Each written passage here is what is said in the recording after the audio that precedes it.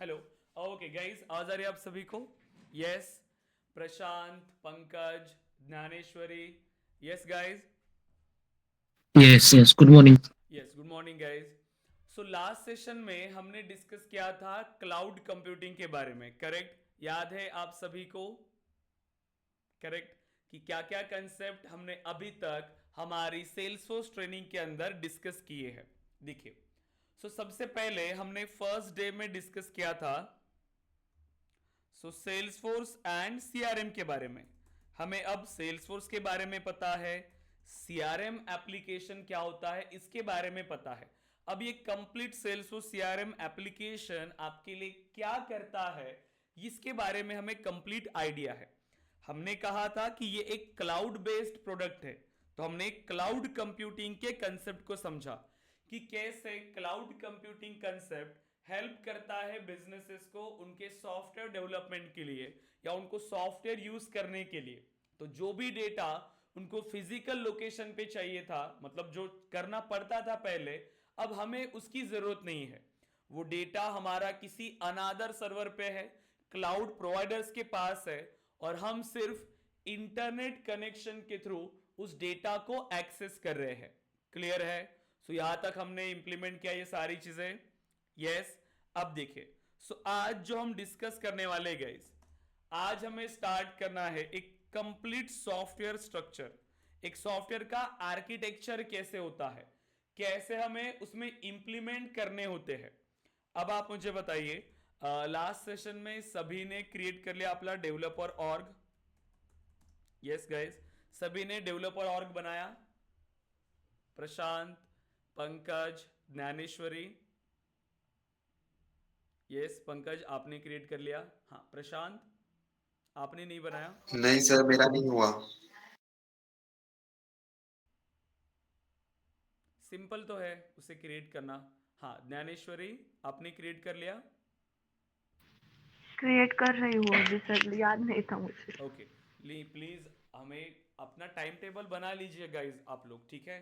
जो भी आप सीख रहे हो उसके लिए टाइम टेबल रेडी रखो और उसी को फॉलो करते हुए आपको चलना है, ठीक है?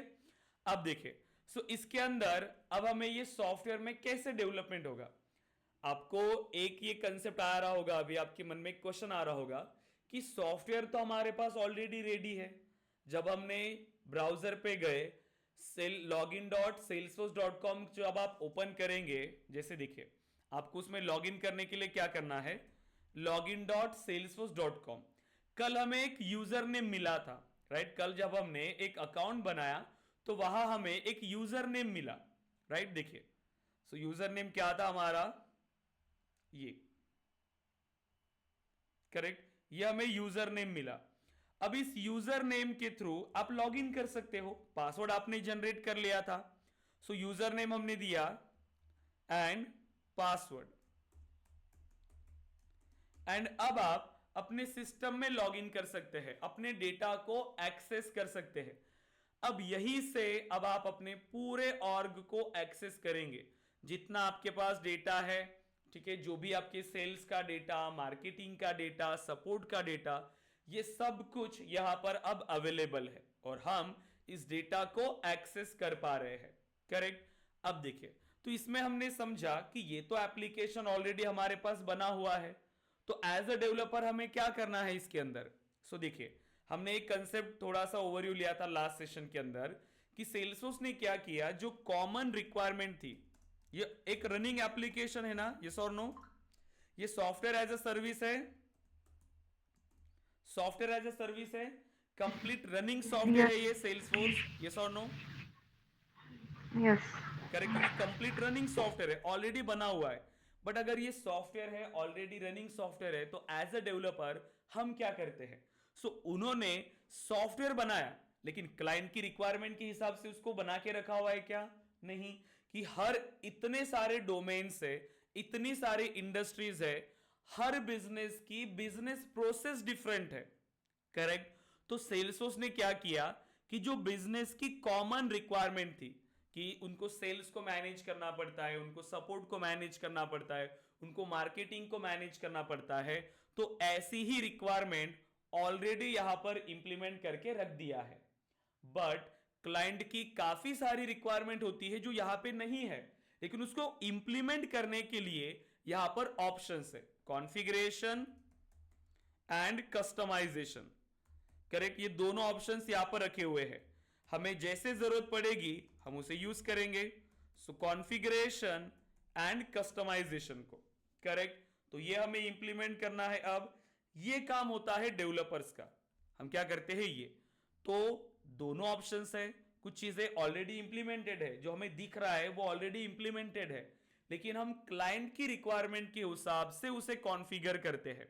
वो एक स्क्रैच ऑर्ग है, उसके अंदर अभी कोई भी बिजनेस उसको डायरेक्टली यूज नहीं कर सकता, तो उसको डेवलपर्स की जरूरत पड़ेगी जो बिजनेसेस की रिक्वायरमेंट के हिसाब से उसे कॉन्फ़िगर और कस्टमाइज करे।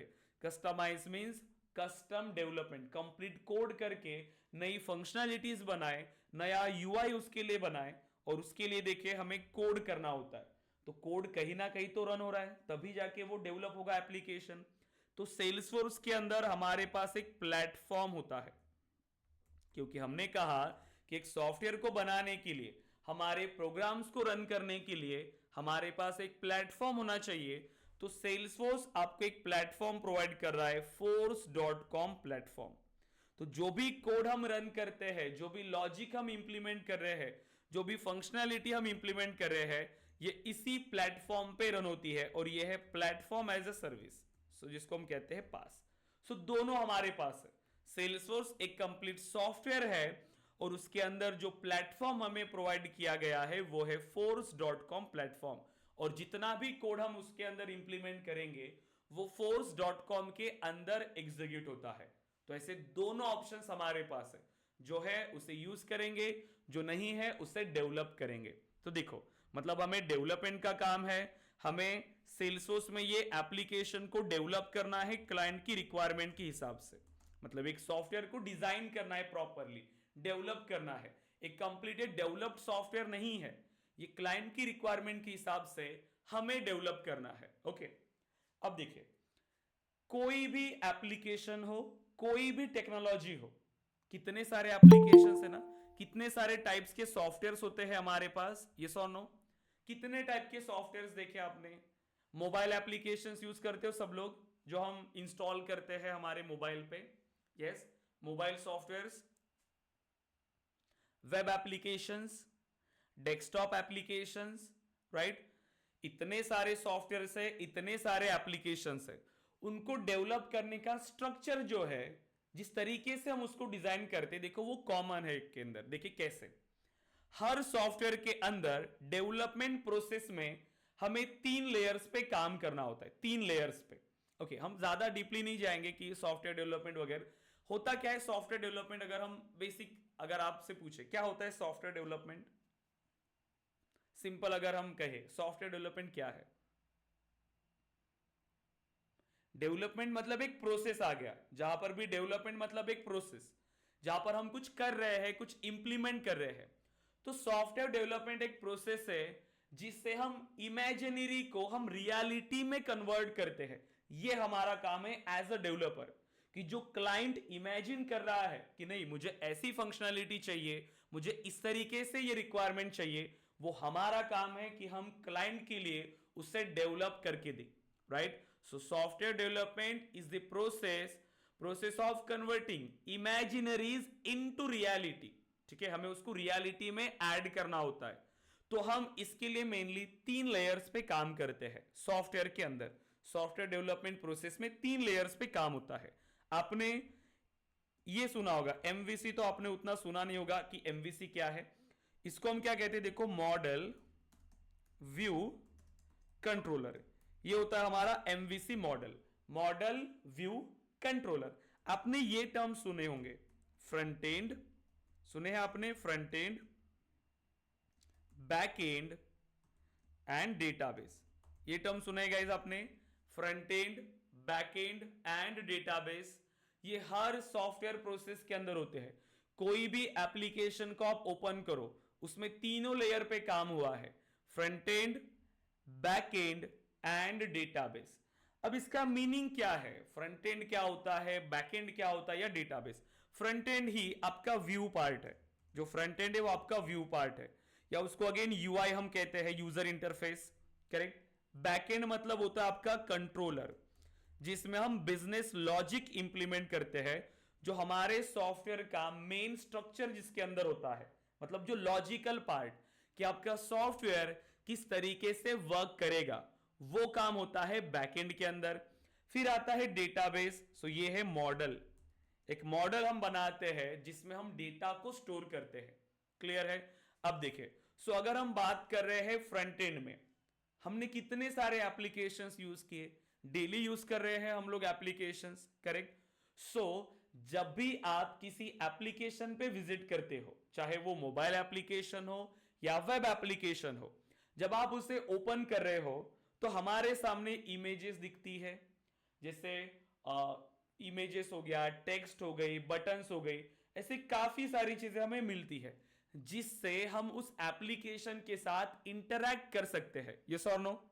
हम उस एप्लीकेशन के साथ इंटरैक्ट कर सकते हैं किसके थ्रू?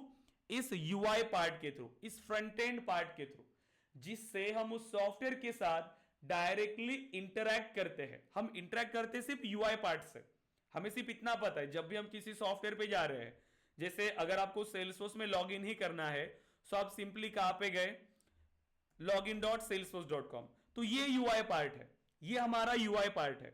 हम इसके थ्रू इंटरैक्ट कर रहे हैं, हम उसको यूजर नेम और पासवर्ड दे रहे हैं और ये हमें लॉगिन करके दे रहा है, करेक्ट। अब देखिए, तो जहां से आप इंटरैक्ट कर रहे हो, ये होता है हमारा यूआई पार्ट या यूजर इंटरफेस पार्ट या front end part, correct. Clear है गाइस? फ्रंट एंड पार्ट, कितने सारे एप्लीकेशंस हम यूज कर रहे हैं, तो जैसे ही ओपन करेंगे सबसे पहले क्या मिलेगा आपको? आपका फ्रंट एंड ओपन होता है उस एप्लीकेशन का, जहां से आप वहां इंटरैक्ट कर सकते हो। अब आपने ये देखा, इंटरैक्ट करने के लिए यूआई के लिए कुछ फील्ड्स वहां पर है, इनपुट आप दे सकते हो, बटन पे क्लिक कर सकते हो, इमेजेस होती है, एनिमेशंस होते हैं, कलर्स होते हैं, काफी सारी चीजें। जब आप इंटरैक्ट करते हो उस एप्लीकेशन में, आप इनपुट दोगे, आप बटन को क्लिक करेंगे या आप कोई वैल्यू एंटर करके बटन को क्लिक करेंगे। जैसे ही आप कुछ इंटरैक्शन दे रहे हो, कुछ फंक्शनैलिटी परफॉर्म हो रही है उसके अंदर, यस, कुछ फंक्शनैलिटी परफॉर्म हो रही है। अब मुझे बताओ कि आपने जैसे इनपुट दिया, वैसे ही वो सॉफ्टवेयर आपको क्या कर रहा है? आउटपुट दे रहा है या आपके साथ इंटरैक्ट कर रहा है। कैसे? वो आपके साथ कैसे इंटरैक्ट कर रहा है? वो बैकएंड में उसका कोड लिखा होता है, वो कोड आपके साथ इंटरैक्ट करता है। मतलब आपने जैसे ही उसको इनपुट दिया, तो आपके इनपुट के बेस्ड पे वो सॉफ्टवेयर कैसे बिहेव करेगा, वो लॉजिक होता है आपके बैकएंड के अंदर। मतलब मेन जो लॉजिक है, जो बैकएंड में होता है, कंट्रोलर में होता है, जो आपको नहीं पता होगा। क्या लिखा है, कैसे कोड किया, ये आपको नहीं, ये हमें नहीं दिखता। जब भी आप किसी एप्लीकेशन को एक्सेस करते हो, आप सिर्फ फ्रंट एंड के साथ, मीन सिर्फ यूआई के साथ इंटरैक्ट करते हो। ये बैकएंड पार्ट आपको अवेलेबल नहीं होता, आपको दिखेगा नहीं, राइट। तो ये सर्वर साइड पे रन होता है जो भी बैकएंड पार्ट है। एंड आप क्या कर सकते हो इसके अंदर?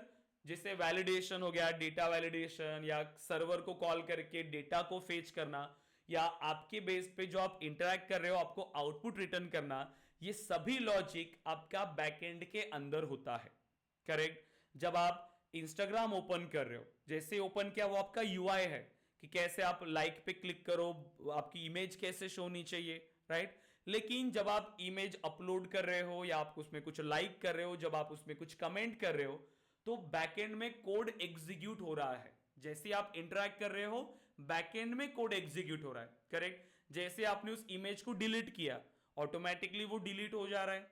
तो आपने जैसे कुछ कमांड दिया, सो बैकएंड में कुछ कोड एग्जीक्यूट हो रहा है, और वो कोड हमें नहीं दिखेगा, वो होता है बैकएंड में आपके कंट्रोलर पार्ट के अंदर, राइट।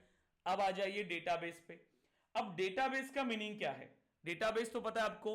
अब आप इतने सारे एप्लीकेशंस एक्सेस कर रहे हो जिसमें आपका डेटा है, तो वो डेटा स्टोर कहां पे हो रहा है? तो वो डेटा स्टोर होता है गाइस डेटाबेस के अंदर। आप जितने भी फोटोज अपलोड कर रहे हो, आप चैटिंग कर रहे हो, आप कमेंट्स कर रहे हो, कितनी लाइक्स मिली, वो सभी डेटा डेटाबेस के अंदर स्टोर रहता है उनके। इसीलिए जब भी हम एक्सेस करेंगे, तो जो डेटा उनके पास अवेलेबल है, हम उस डेटा को एक्सेस कर सकते हो, ठीक है, मैनेज कर सकते हैं हम लोग उस डेटा को, स्टोर करके रख सकते हैं। तो ये सारा डेटा हमारे डेटाबेस के अंदर स्टोर होता है। तो आप कोई भी एप्लीकेशन बनाओ, हमें इन तीनों लेयर्स पे काम करना होता है, front end, back and and database.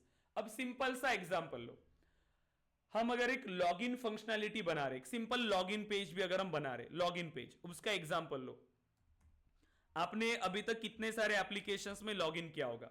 Salesforce में अकाउंट बनाया, सेल्सफोर्स में लॉगिन कर रहे हो, इंस्टाग्राम का अकाउंट है, फेसबुक का अकाउंट है, आपके लिंक्डइन का अकाउंट है, आप डेली लॉगिन करते हो। तो ये जो पेज है, क्या सभी वेब ऐप, जितने भी एप्लीकेशन है, क्या सभी का जो लॉगिन पेज है वो सेम है क्या? सभी का लॉगिन पेज सेम है क्या? सबका यूआई डिफरेंट है, यस और नो? डिजाइन डिफरेंट है, टेम्पलेट्स डिफरेंट है, एनिमेशंस डिफरेंट है, करेक्ट? क्योंकि वो डिजाइन किया गया है उनके डेवलपर्स के थ्रू। सो सब लोग यूनिक डिजाइन बनाते हैं, अपने हिसाब से उसको डिजाइन करते हैं। फंक्शनैलिटी एक ही है, वो लॉगिन फंक्शनैलिटी यूज करना चाहते हैं जिससे जो उनके यूजर्स है वो लॉगिन कर पाए। तो लॉगिन पेज पे आप जाओगे, सबसे पहले आप क्या दोगे उस लॉगिन पेज में? User name and password. अब आप बताओ, जैसे ही आपने यूजर नेम और पासवर्ड दिया, सो क्या हर बार आप लॉगिन हो जाते हो? क्या होता है, लॉगिन करके आपने ये बटन को क्लिक किया, लॉगिन बटन, क्या होगा? जैसे यूजर नेम और पासवर्ड आपने दिया, लॉगिन पे क्लिक किया, आप कैसे लॉगिन हो रहे हो? या फिर आपको एरर भी आता है, तो सिस्टम को कैसे पता चला कब एरर देना है या फिर कब लॉगिन करवाना है? ये कोड लिखा होगा कहीं ना कहीं पे, यस। कहां लिखा होता है ये कोड? आपके बैकएंड के अंदर, कि किसको एक्सेस देना है, किसे एक्सेस नहीं देना। कैसे ये आपको प्रोवाइड कर रहा है एक्सेस? अगर आपने सही यूजर नेम और पासवर्ड अगर प्रोवाइड किया तो आप लॉगिन कर पाएंगे, करेक्ट? लेकिन उसे कैसे पता चला कि आपका जो यूजर नेम और पासवर्ड वो सही है या नहीं? क्या ये डेटा उसके पास ऑलरेडी स्टोर है? यस। तो ये डेटा डेटाबेस में ऑलरेडी स्टोर है, क्योंकि आप कौन है? आप उनके लिए यूजर्स हो। तो उनके सभी यूजर्स का डेटा उनके पास ऑलरेडी स्टोर होकर रहता है, सभी का डेटा। आपका यूजर नेम और पासवर्ड यहां पर ऑलरेडी स्टोर होकर रहता है। तो वो क्या करेंगे, यहां पर चेक करेंगे, जो भी यूजर नेम आपने प्रोवाइड किया, तो उनके पास भी यूजर नेम और पासवर्ड स्टोर होता है हर यूजर्स का। जो भी यूजर नेम और पासवर्ड आपने मेंशन किया, लॉगिन पे क्लिक किया, सेम डेटा बैकएंड में आया। बैकएंड में आपका लॉजिक यहां पर चेक हो रहा है, ठीक है? ये जो लॉगिन फंक्शनैलिटी है ये चेक हो रही है, यहां पर लॉजिक रन हो रहा है कुछ। ये क्या करेगा? सिंपल लॉजिक, जो भी यूजर नेम आपने दिया और जो पासवर्ड दिया, इसी सेम यूजर नेम से पहले डेटाबेस में चेक करेगा। डेटाबेस में चेक करेगा कि क्या ये यूजर नेम मेरे पास है, ओके है। अगर है तो उसका पासवर्ड भी फेच करेगा डेटाबेस में से। सो जो पासवर्ड डेटाबेस में है, जो पासवर्ड आपने एंटर किया, दोनों को मैच करेगा। अगर करेक्ट है तो ही आपको ये लॉगिन आएगा, करेक्ट? या फिर अगर आपने यूजर नेम जो दिया वो चेक कर रहा है डेटाबेस के अंदर, ऐसा कोई यूजर नेम ही नहीं मिला उसको, तो वो डिफरेंट एरर देगा कि यूजर नेम हमारे पास नहीं है, user name does not found, या यूजर नेम और पासवर्ड इज इनकरेक्ट, करेक्ट? अगर यूजर नेम सही है, पासवर्ड गलत है, तो डिफरेंट एरर। मतलब आप जैसे इनपुट दे रहे हो वैसे ही आपको रिस्पॉन्स मिल रहा है। हमें क्या मिल रहा है? सिर्फ यूआई के थ्रू बस इतना पता चल रहा है कि हम लॉगिन कर रहे हैं, हमें सिर्फ इतना ही, हम सिर्फ इसी से इंटरेक्ट हो रहे हैं। ये दो लेयर से इंटरेक्ट हो रहे हैं क्या? नहीं। लेकिन जो मेन लॉजिक होता है किसी भी सॉफ्टवेयर का, वो होता है इस बैकएंड के अंदर। अब आप खुद सोचो, ऐसी सिंपल फंक्शनैलिटी भी हमें इंप्लीमेंट करना है, तो भी हमने तीनों लेयर्स पे काम किया, front end, back and and database. और ये किसी भी टेक्नोलॉजी के लिए है, सिर्फ सेल्सफोर्स या सिर्फ जावा, ऐसी कोई एक स्पेसिफिक टेक्नोलॉजी के लिए नहीं, सभी के लिए हम ये डिस्कस कर रहे हैं, करेक्ट? आप कोई भी टेक्नोलॉजी पे जाएंगे तो तीनों लेयर पे आपको काम करना है। क्लियर है क्या गाइज यहां तक? Front end, back and, database, clear है क्या होता है इनका मीनिंग? यस। फ्रंट एंड मतलब जहां से आप इंटरैक्ट करते हो, बैक एंड मतलब जो आपके सॉफ्टवेयर का मेन लॉजिक होता है, जिससे आपका सॉफ्टवेयर बिहेव करता है, आपको आउटपुट रिटर्न करता है। और डेटाबेस मतलब जहां पर हम डेटा को स्टोर करते हैं, उस सॉफ्टवेयर के डेटा को। क्लियर है गाइज ऑल? मयूरी, ज्ञानेश्वरी, पंकज, प्रशांत, यस गाइज? यस। मयूरी आप क्लियर है? ज्ञानेश्वरी आप लोगों का रिस्पांस Yes. नहीं आया, हाँ बताइए। Yes, clear यस है. क्लियर है, ओके। मयूरी हाँ, अब देखिए, सो ये ऐसे हमें डिजाइन करने होते हैं। अब आपने देखा होगा जो स्टार्टिंग में जब हम, आपने ये ऐसे सुना होगा ना। ओके पहले मुझे ये बताओ, फ्रंट एंड में क्या क्या टेक्नोलॉजीज यूज होती है, बैक एंड में कोई टेक्नोलॉजीज जो आपको पता हो, एंड डेटाबेस में बताइए। फ्रंट एंड में कोई टेक्नोलॉजीज जो फ्रंट एंड में यूज होती है, कुछ है आपको HTML, पता फ्रंट Java. एंड के बारे में? Yes Hello. Mayuri, HTML, CSS, JavaScript, Bootstrap, right. So हम ये यूज करते हैं HTML, CSS, जावास्क्रिप्ट के जो फ्रेमवर्क्स होते हैं जैसे एंगुलर, रिएक्ट, करेक्ट, कुछ लाइब्रेरीज जैसे आपने कहा जो सभी है हमारे पास, राइट, बूटस्ट्रैप वगैरह, करेक्ट, ये सब हम यूज करते हैं फ्रंट एंड के लिए। ओके बैक एंड में, yes back and Java, Python, Node.js. Again node JS, correct, ये जावास्क्रिप्ट का अगेन फ्रेमवर्क है, right. PHP. MySQL, MongoDB, correct, Oracle. MySQL database, MongoDB database, correct. और इन डेटाबेस के साथ इंटरैक्ट करने के लिए हमें क्वेरी लैंग्वेज चाहिए होती है, करेक्ट, क्वेरी लैंग्वेज चाहिए होती है हमें। एसक्यूएल वगैरह सीखा होगा आपने, क्योंकि यहां पर जैसे हमने कहा कि जो यूजर नेम मैंने दिया उसी यूजर नेम को डेटाबेस में फाइंड करने के लिए यहां पर क्वेरी चलाना पड़ता है कि वो यूजर नेम यहां पर है या नहीं, तो क्वेरी लैंग्वेज भी हमें यूज करना होता है। सो देखो, मतलब एक एप्लीकेशन बनाने के लिए इतना हमें आना चाहिए। अब स्टार्टिंग में क्या होता था, आपने इन जॉब रोल्स के बारे में सुना है क्या? Front end developer, yes, back end developer, right, database developer, ऐसे जॉब रोल्स थे पहले। अभी ये कम हो गए। अभी देखो क्यों। इंडियन मार्केट के अंदर पहले ऐसा होता था कि कोई डेवलपर सिर्फ फ्रंट एंड पे काम कर रहे हैं, कुछ सिर्फ बैक एंड पे काम कर रहे हैं, कुछ सिर्फ डेटाबेस लेयर पे काम कर रहे हैं। लेकिन बट उसमें डिपेंडेंसी थी ना, सभी में डिफरेंट डिफरेंट टीम डिपेंडेंसी थी। लेकिन अभी क्या हो रहा है कि कंपनीज ऐसे कैंडिडेट्स देखती है जिनको ये सभी नॉलेज है, जो फ्रंट एंड पे भी काम करे, जो बैक एंड पे भी काम करे, जो डेटाबेस पे भी काम करे। मतलब एक ऐसा डेवलपर जिनको तीनों लेयर्स का नॉलेज है, वो तीनों पे काम कर सकता है। और ऐसे डेवलपर को हम कहते हैं full stack developer. So full stack developer, so market में यही डेवलपर्स की अभी डिमांड है।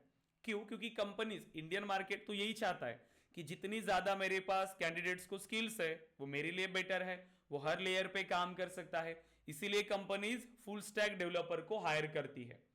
अब ये फुल स्टैक डेवलपर आप किसी भी टेक्नोलॉजी पे बन सकते हो, ठीक है, जावा में बनो, पाइथन में बनो, मेन स्टैक, मन स्टैक, सब में वही काम करना है, front end, back and, database, correct.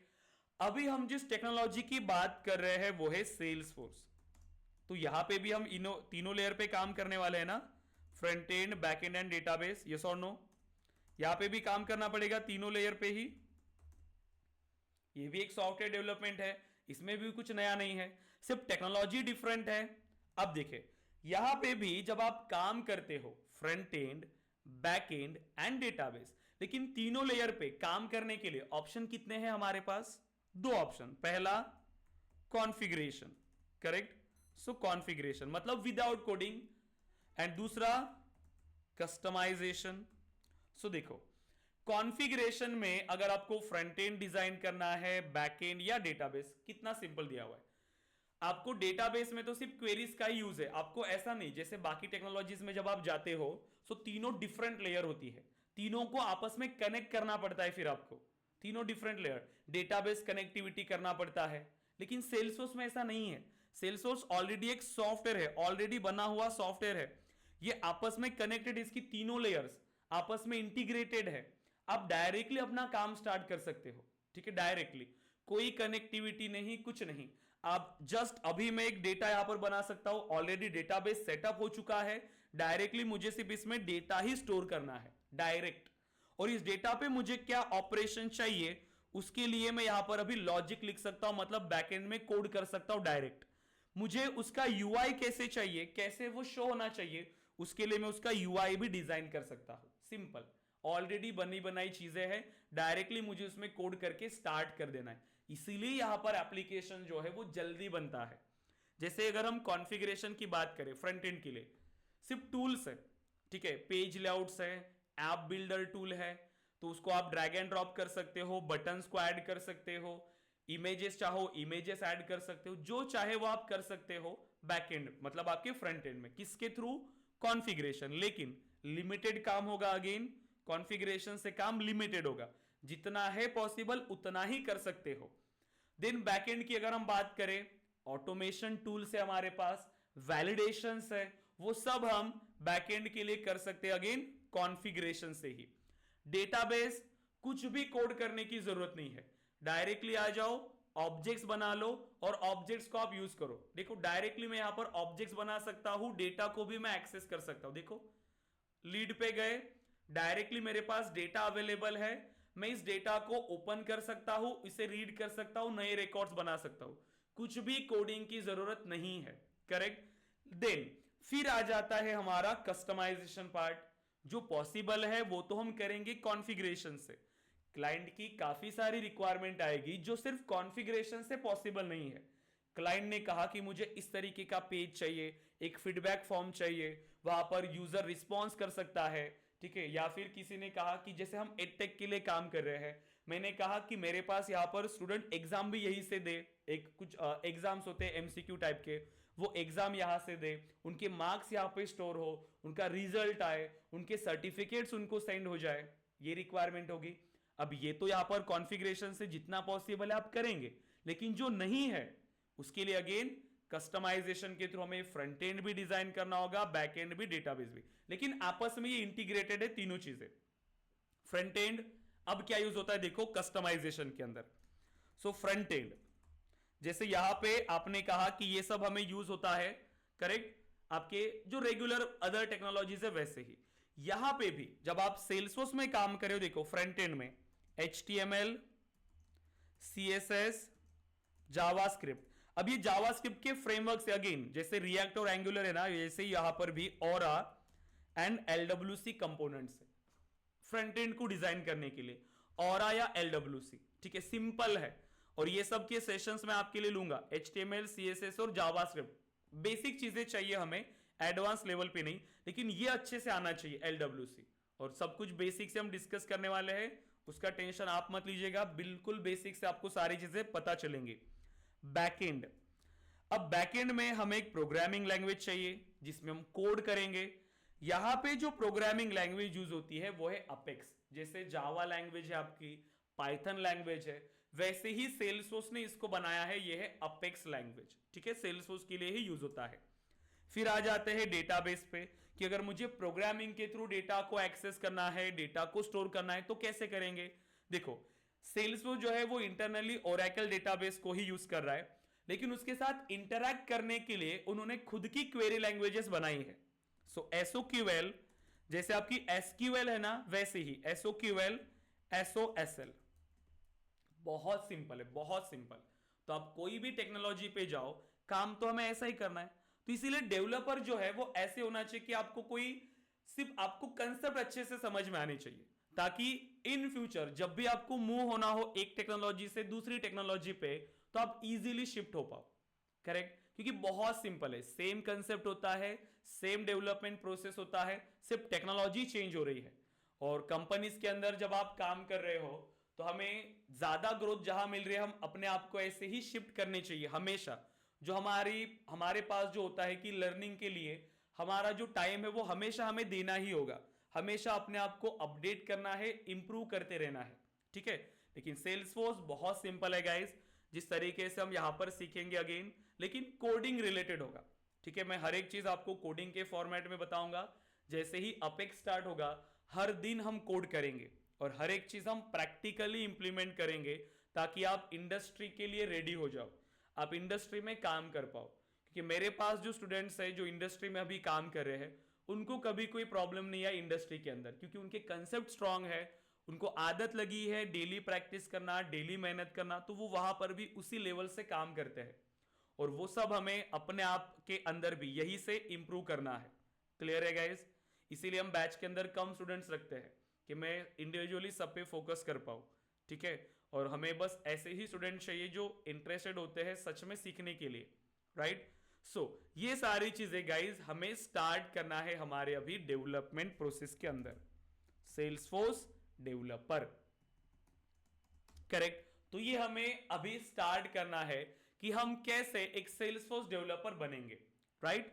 सो हम स्टार्ट करते हैं क्योंकि हमने कहा सब कुछ ऑलरेडी यहीं पे है, फ्रंट एंड है, बैक एंड है और डेटाबेस भी है। हमें बस डेटा बनाना है, इसके अंदर एक डेटा मॉडल डिजाइन करना है और उसके लिए ऑपरेशंस परफॉर्म करने हैं। फिर उस डेटा को कैसे प्रेजेंट करना है हमें, उसके लिए हम यूआई पार्ट को भी इंप्लीमेंट करेंगे। तो ये सारी फंक्शनैलिटी हम सेल्सफोर्स के अंदर बनाते हैं। क्लियर है क्या गाइज? यहां तक अभी आप बताइए, जितना अभी तक हमने डिस्कस किया क्लियर है?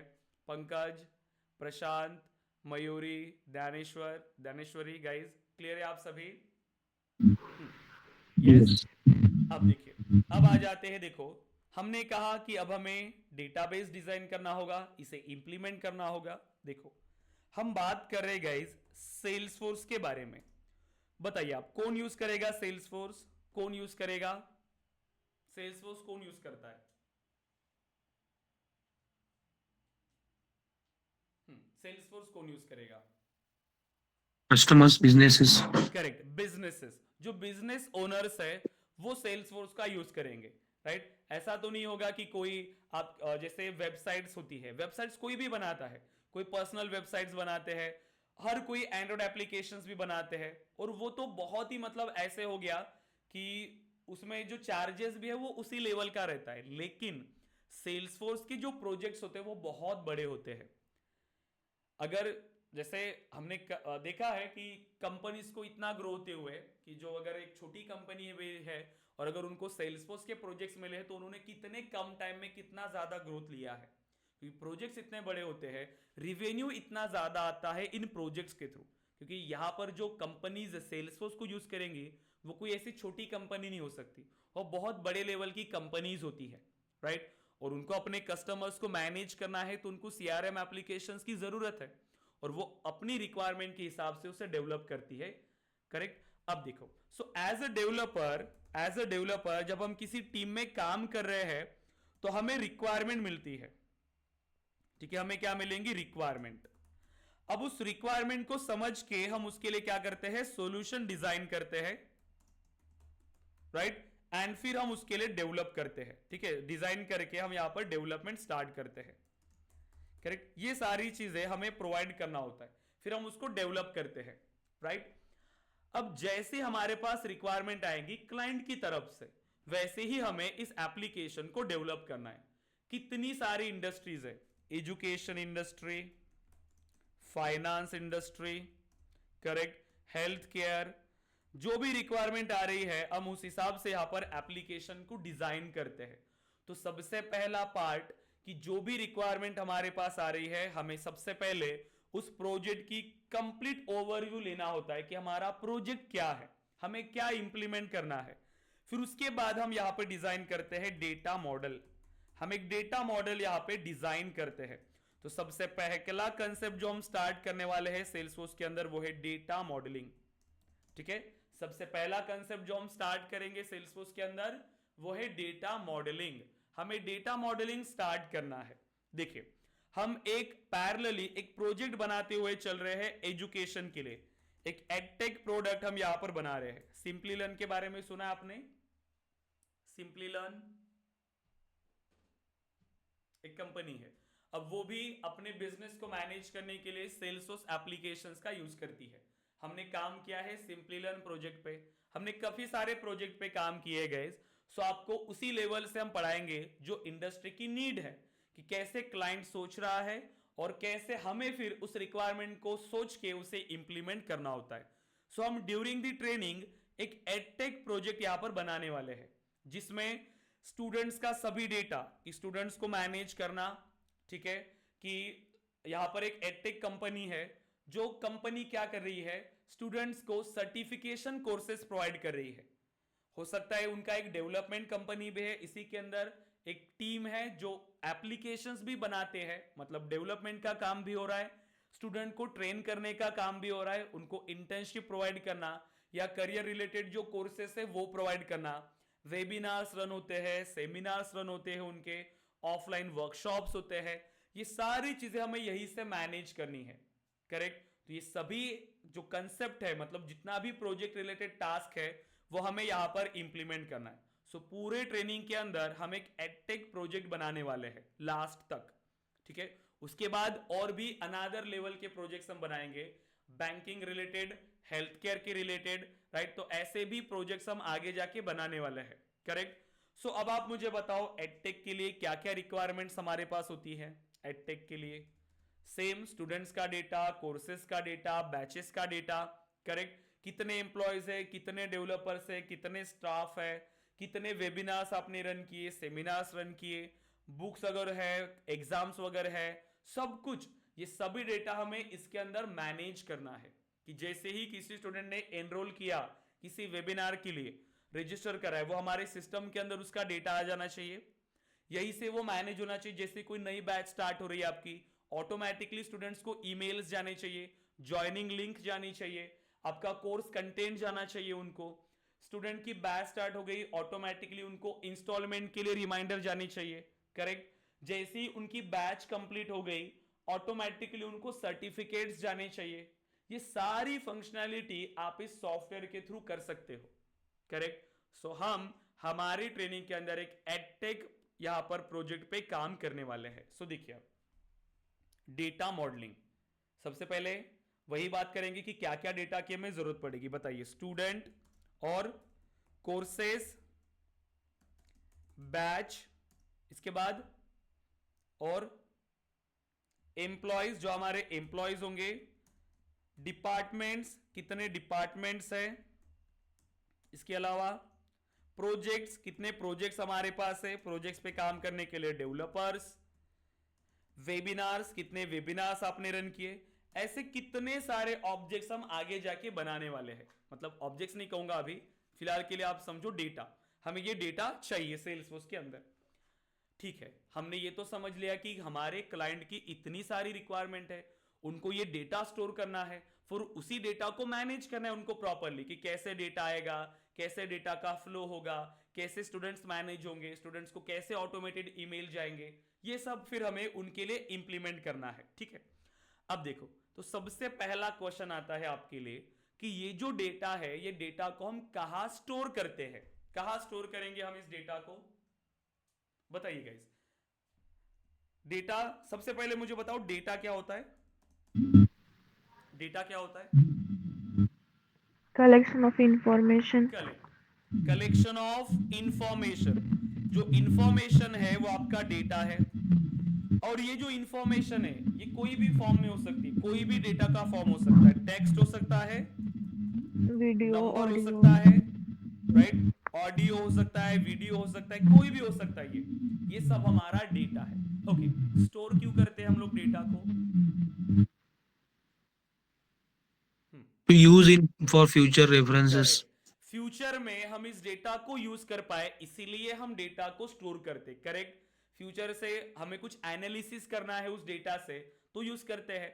हमें जैसे एक बैच में मेरे पास कितने स्टूडेंट्स है, कितने स्टूडेंट का प्लेसमेंट हुआ, कितने स्टूडेंट्स का प्रिपरेशन चल रहा है, राइट, एक बैच में कितने स्टूडेंट्स है, कितने पास हुए, कितने फेल हुए, तो मैं ये एनालिसिस कर सकता हूं सब उस डेटा से, अगर मेरे पास वो डेटा रहेगा तो डेटा स्टोर करना जरूरी है। अब इस डेटा को स्टोर कहां करते हैं हम? Database. करेक्ट, हम इस डेटा को स्टोर करते हैं डेटाबेस। डेटाबेस से पहले भी कुछ ऑप्शंस थे हमारे पास, पता है क्या आपको? File system, computer system, but उसमें डेटा इफेक्टिवली मैनेज होना पॉसिबल नहीं था, काफी सारी प्रॉब्लम्स हम उसमें फेस करते थे, इसीलिए कंसेप्ट आया डेटाबेस का।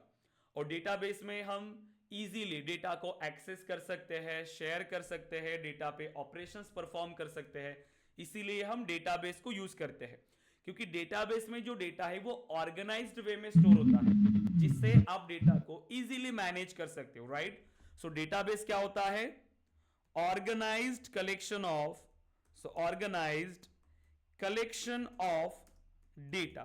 पर आपको ये पता है क्या कि डेटाबेस में जो डेटा स्टोर होता है वो कैसे स्टोर होता है?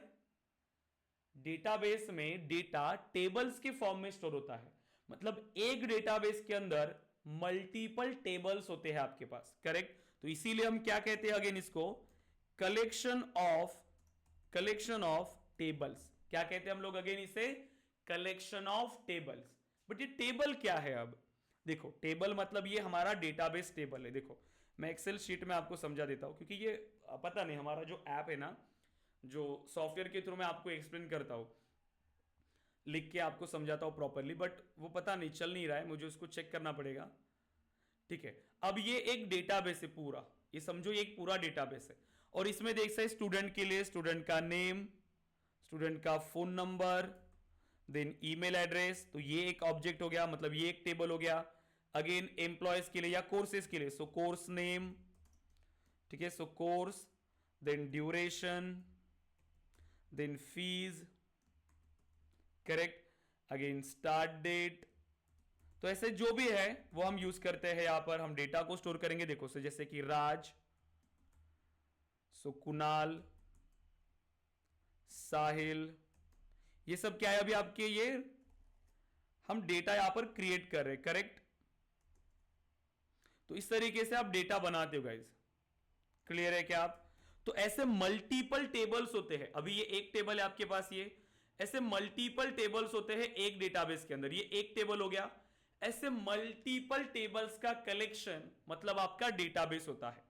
सो डेटाबेस मतलब कलेक्शन ऑफ टेबल्स। ये एक टेबल है जिसको हम कहते हैं अगेन, ये स्टूडेंट टेबल है, स्टूडेंट टेबल। जैसे एग्जांपल आप लो कि आपका कॉलेज डेटाबेस है, कॉलेज डेटाबेस के अंदर स्टूडेंट, स्टाफ, कोर्सेस, देन उसके जितने भी कोर्सेस होंगे, जो स्टाफ होगा, जितनी भी इंफॉर्मेशन है वो सब क्या हो गए वहां पे टेबल्स, और एक पूरा सिस्टम वो एक डेटाबेस हो गया, करेक्ट।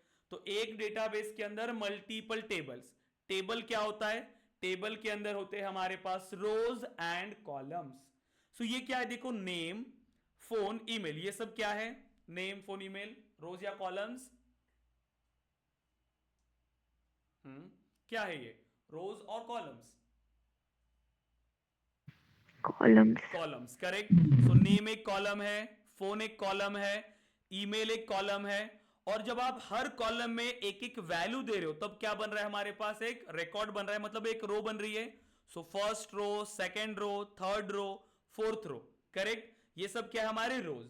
सो टेबल, टेबल के अंदर क्या होता है, रोज एंड कॉलम्स। सो देखो टेबल मतलब, सो टेबल, टेबल के अंदर होते हैं रोज एंड कॉलम्स, करेक्ट। अब बताओ, तो ये हमने यूज कर लिया, टेबल हम बना सकते हैं। अब मुझे बताओ कि मतलब अगर मुझे सेल्सफोर्स के अंदर डेटा को स्टोर करना है, सेल्सफोर्स का छोड़ो, अदर टेक्नोलॉजीज के बारे में बात करो, जहां पर भी हम डेटाबेस का कंसेप्ट यूज करते हैं, जहां पर भी मुझे डेटा को स्टोर करना होगा तो मुझे टेबल बनाने पड़ेंगे। मतलब ये सब क्या है, student, courses, batch, employees, department, इसको क्या कहेंगे हम लोग, इन सबको क्या रहेंगे ये सब, इनमें आप डेटा स्टोर करने वाले हो, तो ये सब क्या है, tables, टेबल्स, करेक्ट। ये सब क्या है हमारे टेबल्स। स्टूडेंट टेबल बनाना होगा, कोर्स के लिए टेबल बनाएंगे, बैच के लिए टेबल बनाएंगे, एम्प्लॉयज के लिए। तो डेटाबेस के अंदर हम ऐसे टेबल्स बनाते हैं, फिर उस एक टेबल के अंदर हम मल्टीपल कॉलम्स बनाते हैं कि हमें कौन सा डेटा चाहिए। स्टूडेंट में जैसे कि name, email, phone number, address, जो भी उसकी डिटेल है वो सबके लिए क्या बनाएंगे, कॉलम्स। और फिर जब हम कॉलम्स में डेटा ऐड करेंगे तब हमारे पास ऐसे रोज बनेंगी। सिंपल कंसेप्ट है। डेटाबेस में अगर आपको डेटा को स्टोर करना है, सो इन डेटाबेस, सो डेटाबेस के अंदर आपको डेटा स्टोर करना है तो आप टेबल बनाते हो, करेक्ट। आप क्या बनाते हो, टेबल। टेबल के अंदर होता है हमारे पास कॉलम्स। कॉलम्स में जब हम डेटा प्रोवाइड करते हैं तब हमारे पास बनती है रोज।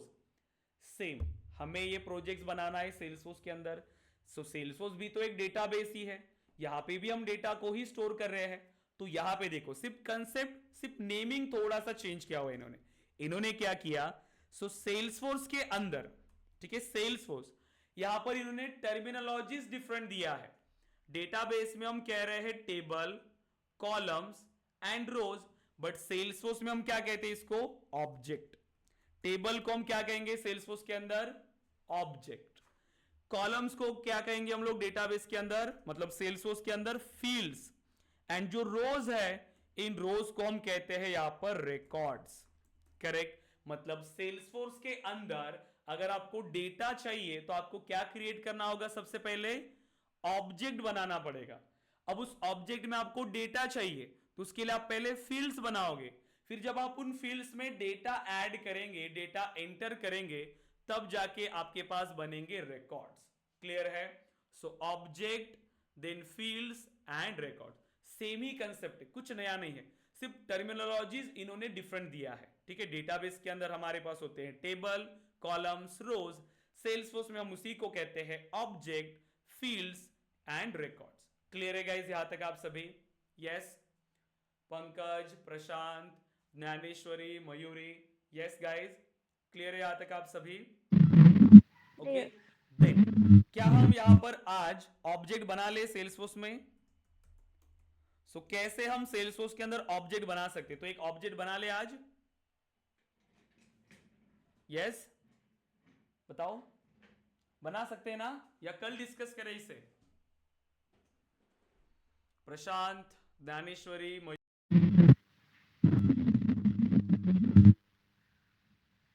सेल्सफोर्स का ऑर्ग रेडी है आप सभी का? Yes, okay. हम एक ऑब्जेक्ट यहां पर बना लेते हैं। ठीक है, तो ये टास्क आज आपको करना है। तो अभी हमारा प्रैक्टिकल इंप्लीमेंटेशन स्टार्ट होगा। डेली हमें प्रैक्टिकली इंप्लीमेंट करना है। सभी कंसेप्ट हमने डिस्कस किया है, प्रोग्रामिंग के रिलेटेड, सॉफ्टवेयर के रिलेटेड, सेल्सफोर्स के रिलेटेड। करेक्ट। अब देखिए, तो सबसे पहले आपको अपने अकाउंट में लॉग इन कर लेना है सेल्सफोर्स के। ये ऑलरेडी एक रनिंग सॉफ्टवेयर है, बट हमारी रिक्वायरमेंट के हिसाब से इन्होंने बनाया है क्या? नहीं, जो कॉमन रिक्वायरमेंट थी हर बिजनेस की, उस हिसाब से इन्होंने यहां पर बना के रखा हुआ है। सो अब हम क्या करेंगे, हमारी रिक्वायरमेंट है एडटेक के लिए यहां पर इसको क्रिएट करना।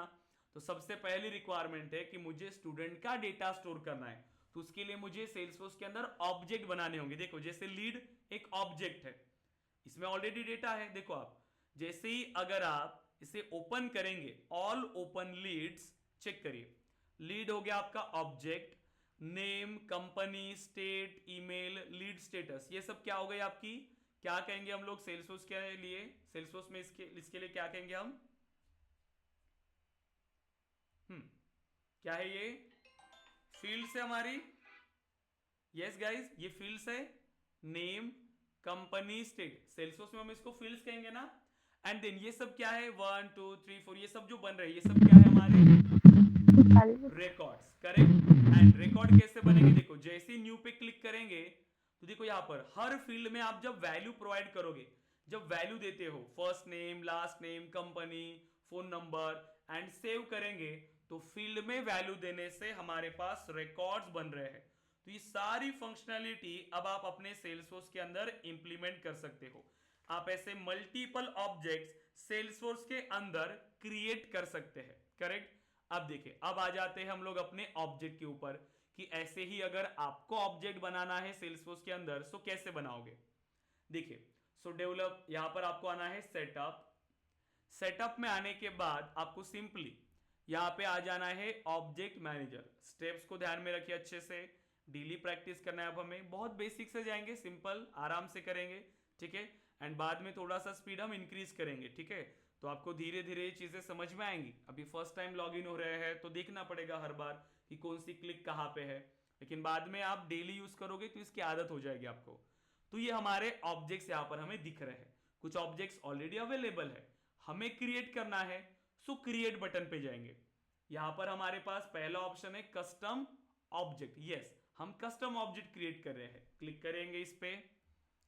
अब आपको इसमें प्रोवाइड करना है ऑब्जेक्ट का नाम, उसका plural label, then object name, ऐसी कुछ बेसिक चीजें होती है। हमने कहा कि मुझे स्टूडेंट का डेटा चाहिए, तो मैं लेबल दे रहा हूं स्टूडेंट को। देखिए, स्टूडेंट, ऑब्जेक्ट का नाम क्या होना चाहिए? मेरा स्टूडेंट। जैसे उन्होंने एग्जांपल दिया कि अकाउंट रखो, जैसे अकाउंट है वैसे मेरा स्टूडेंट। ये देखो, मैंने क्या दिया? लेबल। यहां पर एक फील्ड दिख रही है कि आपको ऑब्जेक्ट नेम।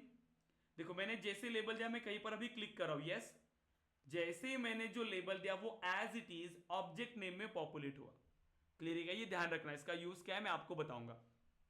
लेबल दिया, ऑब्जेक्ट नेम ऑटोमेटिकली पॉपुलेट हुआ, प्लूरल लेबल आप दे सकते हो, जैसे अकाउंट का प्लूरल लेबल हो गया अकाउंट्स, वैसे ही स्टूडेंट के लिए आप प्लूरल लेबल देंगे स्टूडेंट्स। क्लियर है? सो लेबल दिया, ऑब्जेक्ट नेम ऑटोमेटिकली पॉपुलेट हुआ, प्लूरल लेबल हमने दिया स्टूडेंट्स। इसके बाद कुछ बेसिक चीजें हैं अगेन। सो रिकॉर्ड नेम, जब आप ऑब्जेक्ट बना रहे हो तो उस रिकॉर्ड का एक नाम आपको देना है। सो एज इट इज इसको रखिए, या फिर इसको मैं चेंज कराऊं। सो लेबल है ये फील्ड का, मैं इसको चेंज कराऊं, मैंने इसको नाम दिया फर्स्ट नेम। ठीक है, मैंने इसको क्या नाम दिया? First name. तो आप क्या कर सकते हो, इसका लेबल यहां पर ऐसे दे सकते हो, या स्टूडेंट नेम रखना है तो स्टूडेंट नेम रखो, कोई दिक्कत नहीं है। डेटा टाइप दो अवेलेबल होते हैं, ऑटो नंबर और टेक्स्ट। मुझे टेक्स्ट इनपुट करना है स्टूडेंट का फर्स्ट नेम, इसीलिए मैंने डेटा टाइप रखा टेक्स्ट। डेटा टाइप क्या होता है इसके बारे में भी आपको पता चलेगा। ये जो ऑप्शनल फीचर्स है सभी को अलाउ करें, क्योंकि फ्यूचर में हम इन सभी फीचर्स को यूज करने वाले हैं। डिप्लॉयमेंट स्टेटस डिप्लॉयड रखेंगे, अलाउ सर्च, सर्च के लिए अलाउ करते हैं इसे, ताकि हम रिकॉर्ड्स को सर्च कर पाए इस ऑब्जेक्ट के। नोट्स एंड अटैचमेंट अगर आपको चाहिए इस ऑब्जेक्ट के पेज लाउट के अंदर वो बनाएंगे। एंड ये लास्ट वाला टैब इंपॉर्टेंट है कि launch new custom tab wizard after saving this custom object. इस ऑब्जेक्ट को स्टोर करने के बाद आप क्या करना चाहते हो, इसके लिए टैब बनाना चाहते हो। सो यस, सो न्यू मतलब सेव करेंगे अब आप इसे, तो टैब बनाने का ऑप्शन आएगा, और टैब बनाना जरूरी है, क्योंकि टैब बनाएंगे तभी तो हम इस ऑब्जेक्ट को एक्सेस कर पाएंगे। सो टैब दिया, देन नेक्स्ट। अब देखिए, अब लास्ट आ गए सभी, और सिंपली सिंपली यहां पर करिए नेक्स्ट एज इट इज। ठीक है, सिंपल सेव। एंड अब आपका एक ऑब्जेक्ट यहां पे रेडी है। बताओ कितना सिंपल है। अब ऑब्जेक्ट भी आपके पास रेडी है, ऐसे ऑब्जेक्ट्स बनाओ जितना डेटा हमें चाहिए था आप यूज कर लो। इतना सिंपल होता है गाइस। सो ऑब्जेक्ट रेडी है।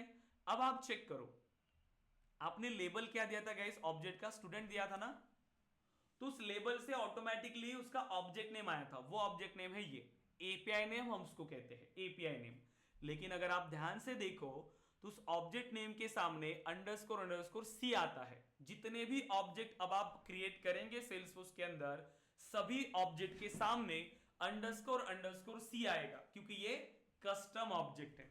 अब ये आपको कल अगेन पता चलेगा कि स्टैंडर्ड ऑब्जेक्ट क्या है, कस्टम ऑब्जेक्ट क्या है, डिफरेंसेस क्या है, सब कुछ आपको इसके बारे में पता चलेगा गाइस। ठीक है, आज का हमारा मेन टास्क क्या है कि आपको सिर्फ एक ऑब्जेक्ट क्रिएट करना है। ओके, हमने ऑब्जेक्ट तो बना लिया, बट उस ऑब्जेक्ट में डेटा क्या है, कितना डेटा है, या मुझे नया डेटा उसके अंदर चाहिए, तो वो कैसे होगा। ये जो 3 डॉट्स मिल रहे हैं आपको, 9 डॉट्स, ये होता है ऐप लॉन्चर। इसको एक बार पेज को रिफ्रेश कर लो, क्योंकि अपने जो टैब बनाया है वो टैब अब इस ऐप लॉन्चर के अंदर है। क्लिक करेंगे इसे, ऐप लॉन्चर, एंड अब आप यहां पर सर्च करो किस नाम से हमने बनाया, स्टूडेंट, तो सर्च करिए स्टूडेंट। यस, मिल रहा है क्या हमें? यस। क्लिक करिए अब इस पे, एंड अब ये आपका ऑब्जेक्ट आपके पास रेडी है। लेकिन हमने इसमें ज्यादा फील्ड्स बनाई है क्या? नहीं। जो बाय डिफॉल्ट एक फील्ड थी स्टूडेंट नेम की, वही हमने यूज किया, लेकिन उसका लेबल हमने क्या रखा? First name. अब देखो, अगर हम इसमें चेक भी करेंगे ना ऑल पे, तो भी कोई रिकॉर्ड्स नहीं मिलेंगे, क्योंकि जस्ट रिसेंटली हमने ऑब्जेक्ट बनाया, रिकॉर्ड कुछ नहीं है। तो अब आप क्लिक करो न्यू, और न्यू पे क्लिक करके अब यहां पर आप प्रोवाइड करिए फर्स्ट नेम। ठीक है, अब यहां पर आप वैल्यू दो, अपने नाम से एक रिकॉर्ड बना लेना, मैं अपने नाम से बना रहा हूं, एंड से यस। सो मैंने अब सेल्सफोर्स के अंदर एक ऑब्जेक्ट बनाया और एक रिकॉर्ड भी क्रिएट किया। अब ऐसे ही हम ऑब्जेक्ट्स बनाएंगे, अभी तो एक ही फील्ड है इसके अंदर, हम ऐसी मल्टीपल फील्ड्स इस ऑब्जेक्ट के अंदर हम क्रिएट करेंगे। बताइए यहां तक क्लियर है क्या गाइस? आप क्या आप एक ऑब्जेक्ट बना सकते हैं अब सेल्सफोर्स के अंदर? Yes, Prashant, Dnyaneshwari, Mayuri, yes guys बताइए। क्लियर है आप सभी? हेलो, यस गाइस आंसर करिए प्लीज। श्योर नहीं हो आप कि क्रिएट कर पाओगे? Prashant, Not so much sure, sir.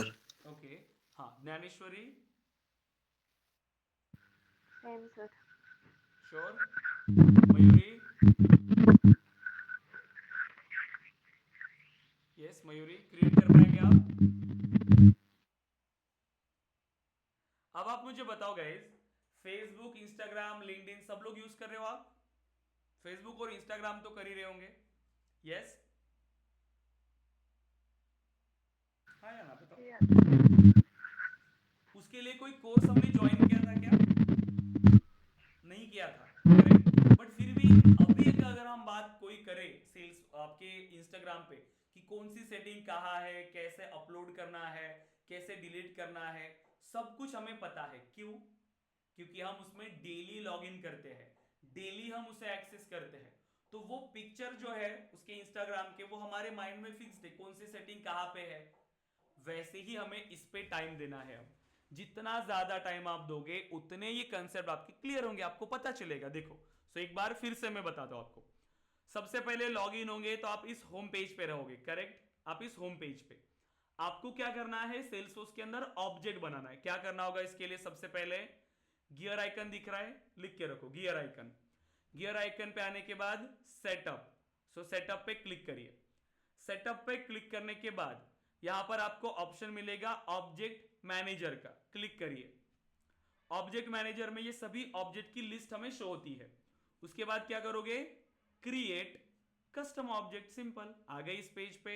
अब जो लेबल हमें देना है ऑब्जेक्ट का, लेबल, प्लूरल लेबल, ये तो ऑब्जेक्ट नेम ऑटोमेटिकली पॉपुलेट होगा। ऑब्जेक्ट के नाम से ही रिकॉर्ड नेम भी आएगा। आप चाहो तो इसका लेबल चेंज कर सकते हो। सभी ऑप्शनल फीचर्स को अलाउ करेंगे एंड देन हमें सिर्फ नेक्स्ट नेक्स्ट करते हुए चलना है, तो आपका ऑब्जेक्ट बन जाएगा। अब अभी बना पाएंगे क्या? अब बना सकते हो? अभी बताइए। Yes. यस, ज्ञानेश्वरी, प्रशांत, मयूरी, यस गाइस। क्योंकि देखिए, क्योंकि अभी हम लोग जिस फील्ड पे काम करें, हमें थोड़ा हार्डवर्क इसके अंदर करना होगा, ज़्यादा टाइम हमें देना पड़ेगा। देखो, स्मार्ट वर्क भी करना पड़ेगा, हमें थोड़ी मेहनत करनी पड़ेगी इसके लिए। क्योंकि इतना सिंपल नहीं होगा। कोई भी अगर आप स्टार्ट करो कोई भी नई चीज़, तो मेहनत करना पड़ेगा। और ये स्किल्स ऐसी है गाइस जो कम टाइम के अंदर आपको करियर पे बहुत ज़्यादा ग्रोथ दे सकता है, कम टाइम के अंदर ही। ठीक है, अगर आपने यहाँ पर अच्छे से टाइम दिया तो, राइट। बस आपको मेहनत करना है अच्छे से और डेली प्रैक्टिस करना। और ये मेरे ऊपर छोड़ दीजिए आप कि कोई अगर नॉन आईटी बैकग्राउंड से भी है या जिसको कोडिंग का नॉलेज नहीं भी है, तो भी वो कैसे ये सीख सकता है। तो ये मेरी गारंटी है कि आपको जीरो से लेकर मैं पूरा प्रोग्रामिंग के अंदर स्ट्रांग बनाऊंगा, ठीक है, जिससे आप इजीली इंटरव्यूज को क्लियर कर पाओ और इंडस्ट्री में भी आप काम कर पाओ प्रॉपर, करेक्ट। तो उसी लेवल से हम आपको ट्रेन करते हैं, राइट। सो जैसे अभी हमारे कंटिन्यू में सेशंस है, ऐसा नहीं कि डेमो सेशन अलग है बाकी पढ़ाने का तरीका अलग है, नहीं। मैं ही आपको हूँ आपकी कंप्लीट ट्रेनिंग के लिए, और सब कुछ मैं ही आपको पढ़ाने वाला हूँ जीरो से एडवांस तक, ठीक है। और उसी लेवल से हम पढ़ेंगे जो हमें इंडस्ट्री की जरूरत है। क्योंकि ध्यान देना, आपके पास भले ही अभी डिग्री है, डिग्री सर्टिफिकेट्स, ऐसे बहुत लोग हैं जो यहाँ पर डिग्री लेके बैठे हुए हैं, लेकिन सिर्फ डिग्री से हमें जॉब नहीं मिलने वाला है। आपकी रिज्यूमेस के अंदर स्किल्स होनी चाहिए, और सिर्फ उसी स्किल्स पे आप अप्लाई करोगे। आपकी जो हायरिंग होती है कंपनीज के अंदर, वो डिग्री के बेस पे नहीं हो रही है। वो हायरिंग कैसे कर रहे हैं? जावा फ्रेशर या जावा डेवलपर, वो हायरिंग कर रहे हैं सेल्सफोर्स डेवलपर, वो हायरिंग कर रहे हैं एंड्रॉयड डेवलपर, वो डायरेक्टली ऐसे हायर कर रहे हैं ना। कहीं पर ऐसे देखा है क्या कि urgent requirement for BE graduate candidate? कैसे ये ऐसी रिक्वायरमेंट कहीं पे देखा है आपने? कहीं देखा है? नहीं। वो क्या कहते हैं कि आपके स्किल्स के बेस पे वो हायर कर रहे हैं। ऐसे कभी नहीं कहेंगे कि मुझे एक इंजीनियरिंग ग्रेजुएट चाहिए। उसको क्या आता है उसके बेस पे वो हायर करते हैं हमेशा। लेकिन ये जो है डिग्री जो है वो हमारी टिकट की तरह काम करता है, एंट्री टिकट की तरह। ये शॉर्ट लिस्टिंग के लिए ये जरूरी है, करेक्ट। क्योंकि आपने सच में पढ़ाई किया नहीं, आपने मेहनत किया है या नहीं, इससे पता चलेगा कि आपके मार्क्स कैसे हैं या आपकी डिग्री क्या है। ये जरूरी भी है, कोई भी डिग्री होना ये जरूरी है, ठीक है। और अगर आईटी की डिग्री है या आईटी रिलेटेड डिग्री है वो तो और भी अच्छा होता है, जल्दी रिज्यूमे शॉर्टलिस्ट होती है। लेकिन अगर कोई अदर डिग्री भी है तो इसका मतलब ये नहीं कि आपको कभी जॉब नहीं मिलेगा, ठीक है। आपको भी जॉब मिलता है, क्योंकि हायरिंग तो मेनली इन्हीं के ऊपर हो रही है, स्किल्स के ऊपर। और अगर आप सिर्फ डिग्री लेके बैठो, कितना भी अप्लाई करो, कितना भी अप्लाई करो, कुछ भी फायदा नहीं होगा। वो क्या पूछेंगे आपको इंटरव्यूज में? जावा के ही क्वेश्चन पूछेंगे। सेल्सफोर्स के लिए हायर कर रहे तो सेल्सफोर्स के क्वेश्चन पूछेंगे, आपको पता तो होने चाहिए उस पर। करेक्ट। तो ये बहुत जरूरी है गाइस कि आप अपनी डिग्री की वैल्यू बढ़ा लो और टाइम वेस्ट मत करना। सिंपल चीज है कि आप कहीं पर भी ज्वाइन करो, आपको यहां ज्वाइन करना है तो कल से तो हमारी ये रेगुलर बैच स्टार्ट हो जाएगी, ठीक है। कल के सेशन को ज्वाइन करने के लिए आप अपनी एडमिशन फीस कंप्लीट कर लीजिएगा। सभी को पता है, ठीक है, 20,000 फीस है हमारी, बट वन टाइम में पे करने की जरूरत नहीं है आपको, आप इंस्टॉलमेंट में पे करो। तो जैसे आज आप लोग 5,000 पे कर लीजिए, जिससे आपका एडमिशन कंफर्म होगा। जो अनदर 5,000 अब नेक्स्ट मंथ में आपको रहेंगे, then next month and then next month, हर मंथ में आपको ये 5,000 पे करने हैं 4 मंथ्स के लिए, करेक्ट। तो आपकी एडमिशन भी हो जाएगी, आपकी ट्रेनिंग भी स्टार्ट हो जाएगी और आपको एक साथ इतना फीस पे करने का बर्डन भी नहीं होगा, करेक्ट। तो इंस्टॉलमेंट का ऑप्शन हमने रखा है, फीस उतना ही पे करना है 20,000 ही, ऐसा नहीं कि इंस्टॉलमेंट है तो कुछ ज्यादा पे करना होगा, सेम ही है, ठीक है। बस ये सारी चीजें हम आपको प्रोवाइड करते हैं गाइस, और ये मेरी गारंटी है कि मैं आपको उस लेवल पे स्ट्रांग बनाऊंगा जो इंडस्ट्री की नीड है, जिससे आप इंटरव्यूज इजीली क्लियर कर पाओ। बस आपको भी अपना 100% देना है, डेली सेशंस को ज्वाइन करना है, प्रैक्टिस करना है। कल आपको नए ग्रुप में ऐड कर दिया जाएगा, मतलब आज ही जैसे आपकी एडमिशन फिनिश हो जाएगी सो ग्रुप में ऐड करेंगे। उसके बाद नोट्स का एक्सेस आपको शेयर कर दिया जाएगा, नोट्स एंड रिकॉर्डेड सेशन के लिए जो हमारा वेब पोर्टल है उस पे देखो। वेब पोर्टल है हमारा ksofteducation.com, जो हमारी अभी रनिंग बैचेस है, ऑलरेडी रनिंग बैचेस है, उसका एक्सेस आपको यहां पर मिल जाएगा। देखो व्यू बैचेस पे जब आप क्लिक करेंगे तो ये इतनी सारी हमारी बैचेस है, इसमें से आप मतलब ये जो है आपकी बैच मैंने अभी तक ऐड नहीं किया इसके अंदर, जो रिसेंट वाली बैच है वो है। जो आपकी नई बैच होगी अभी ये वाली, तो ये भी मैं ऐड करूंगा, उसका एक्सेस मिलेगा। नोट्स में आपको ड्राइव का एक्सेस मिलेगा नोट्स के लिए।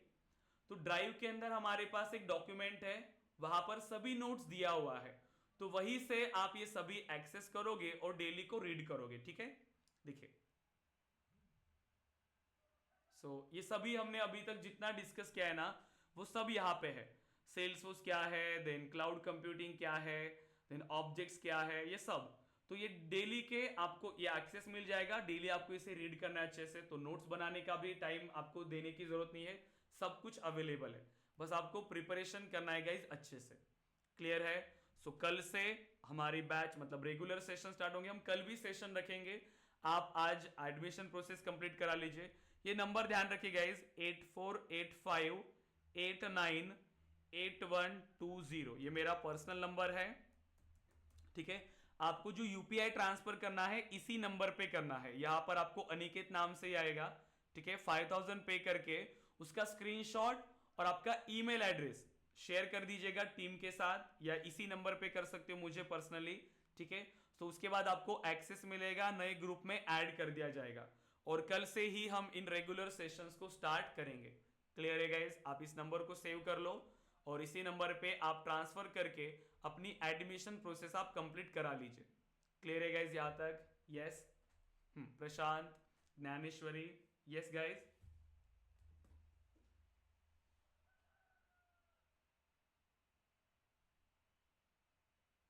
यस, कोई क्वेश्चन है आपको इसके रिलेटेड बताइए।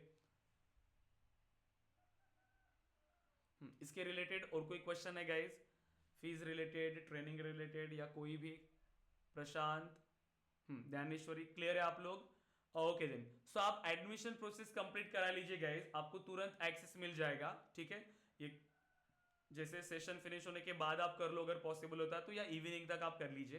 कल से हम ज्वाइन करेंगे, आपको एक नया ग्रुप मिल जाएगा और आप इंप्लीमेंट, यस यस, इंटरव्यू के लिए भी हम प्रोवाइड करते गाइस, रेफरेंसेस आपको प्रोवाइड होंगे, ठीक है। तो यहां से आपको जॉब लेके ही निकलना है, और जब तक आपको जॉब नहीं मिलेगा तब तक ही आपको अनलिमिटेड ट्रेनिंग मिलेगी हमारी तरफ से, unlimited training and unlimited mock interviews, correct.